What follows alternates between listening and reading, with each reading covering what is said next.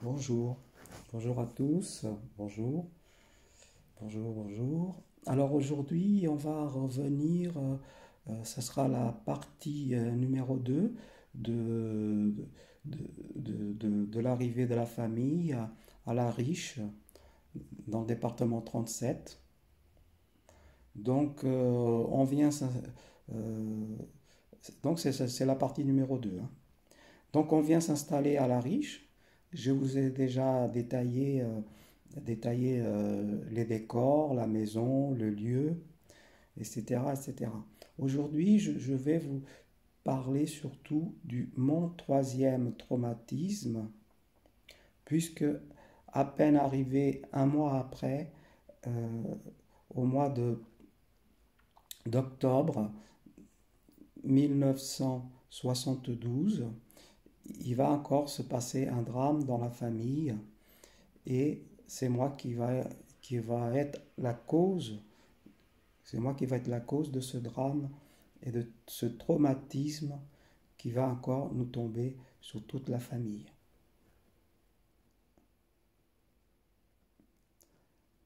Mon père avait l'habitude de faire les courses et d'acheter des petites choses qu'il aimait bien. Un jour, voilà que il achète un fromage entier, le Bombel. Vous savez, le fromage rond avec la croûte rouge.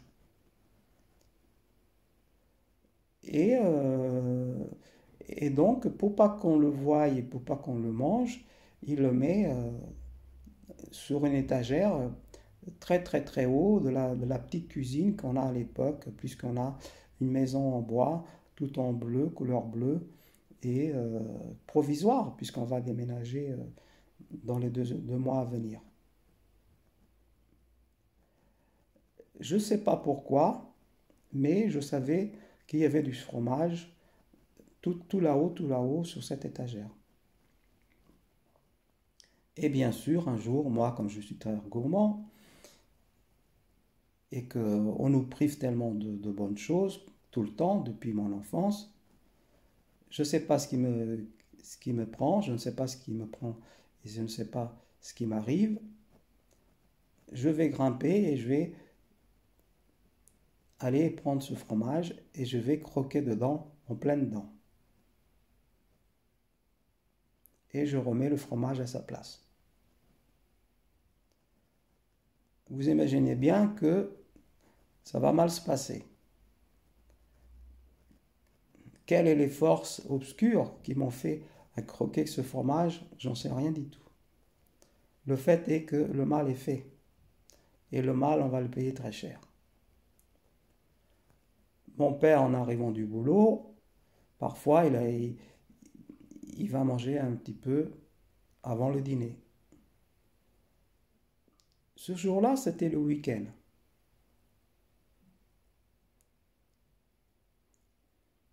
Oui,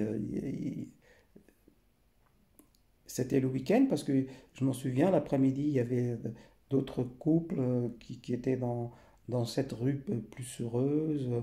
Il y avait trois, quatre maisons qui étaient avec la nôtre. C'était des familles de Portugais. Euh, Ils n'avaient pas une grande famille comme nous, hein. Souvent, c'était des gens qui n'avaient pas d'enfants. Enfin, c'était surtout des gens qui n'avaient pas d'enfants. Je ne me souviens pas qu'il y avait des enfants qui jouaient avec nous sous cette,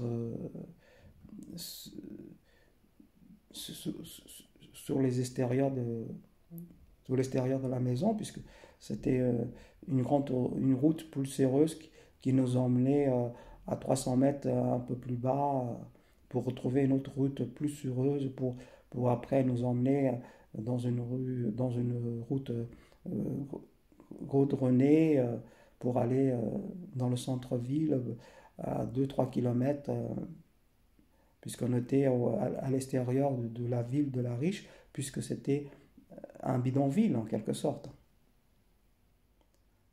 Moderne, certes, puisque ce n'était pas des cabanes comme on trouvait dans les années 60. Il y avait de la lumière, c'était plus propre, euh, c'était coloré, mais c'était quand même un bidonville. Donc mon père, à un moment donné, bien sûr, il va chercher le fromage pour casser la croûte, certainement, hein. Et bien sûr, il s'aperçoit que quelqu'un a mordu ce rond fromage Bombelle. Et, et bien sûr, c'est le drame, quoi. Euh, Mon père, le petit nerveux qu'il est, il n'a même pas besoin d'avoir bu un coup en trop pour, euh, pour être tout excité, tout agressif, et évidemment, il voulait savoir qui avait mordu dans le fromage. Bien sûr, moi, j'allais pas lui dire que j'avais mordu le fromage. Je- Depuis mon enfance, j'ai peur de mon père. Jusqu'ici, j'ai toujours évité les corrections. Jusqu'à là, il m'avait vraiment jamais tapé. Juste la petite tape sur les fesses à 1 an et 7 mois dans le champ de pastèques que j'avais eu. Jusqu'à là, j'avais évité les engueulades et évité les corrections parce que je savais que les corrections de mon père, elles étaient très, très, très, très, très. C'était du lourd. C'était du lourd parce que je voyais bien sur mes frères comment ça se passait. Donc, personne, moi je dis pas, bien sûr, donc les autres, mes frères et sœurs, vont pas dire qu'ils ont mordu le fromage, puisque c'est pas eux, c'est moi. Alors mon père, il va chercher à savoir qui c'est. Et son idée à lui, c'est parce que sur le fromage, il y a les impacts, il y a les empreintes des dents. Donc voilà qu'il se met à regarder les dents de tout le monde, de mes frères, de mes sœurs, de tout le monde. Et voilà qu'il tombe sur mon frère Martial qui a 2 ans de plus que moi. Et mon père, en voyant ses dents, il a décidé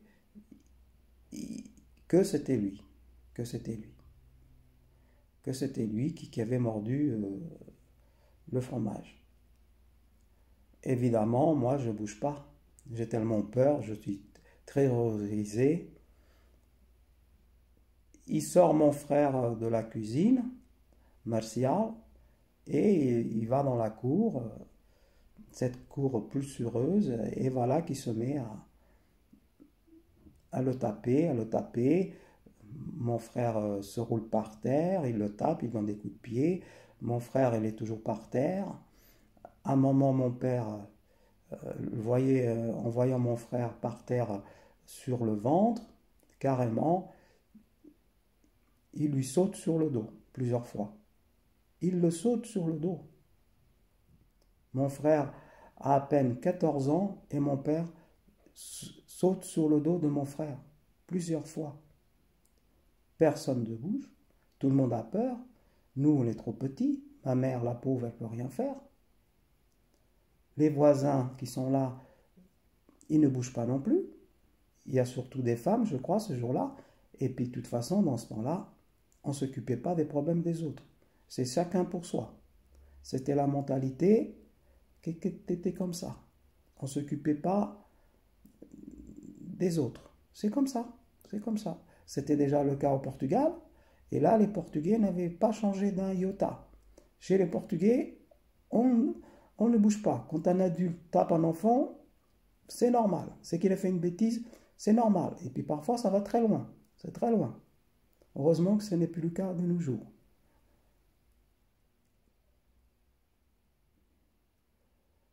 Oui, mon frère Martial, il a été traumatisé, blessé. Vous vous rendez compte? Sauter sur le dos d'un enfant alors que il n'est pas encore, sa croissance n'est pas finie. C'est très dangereux. C'est très dangereux. Mon frère aura des séquelles. Il ne lui a pas cassé les côtes.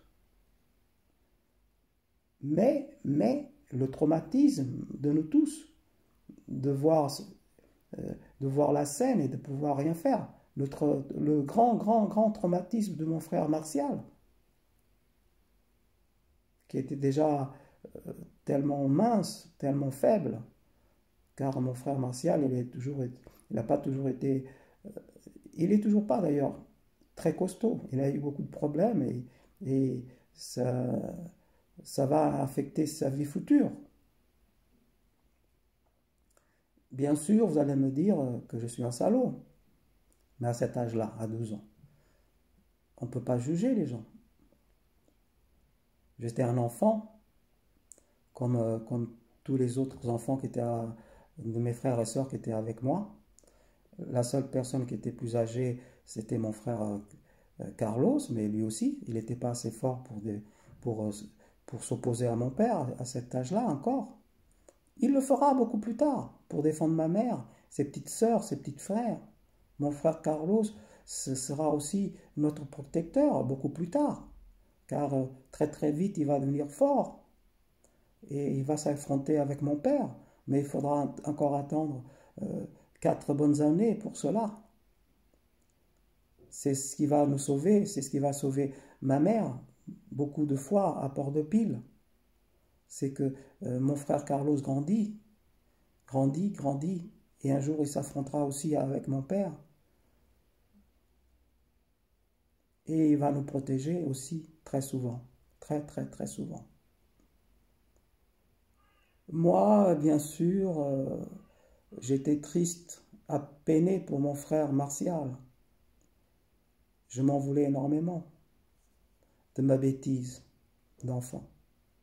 Je m'en voulais tellement que ça m'a poursuivi pendant des années et des années. Et un beau jour, il fallait que je le dise à mon frère.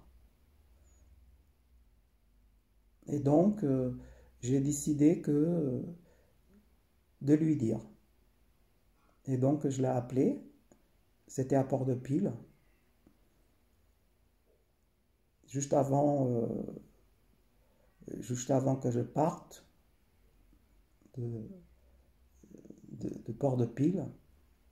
Ça devait être en 1976.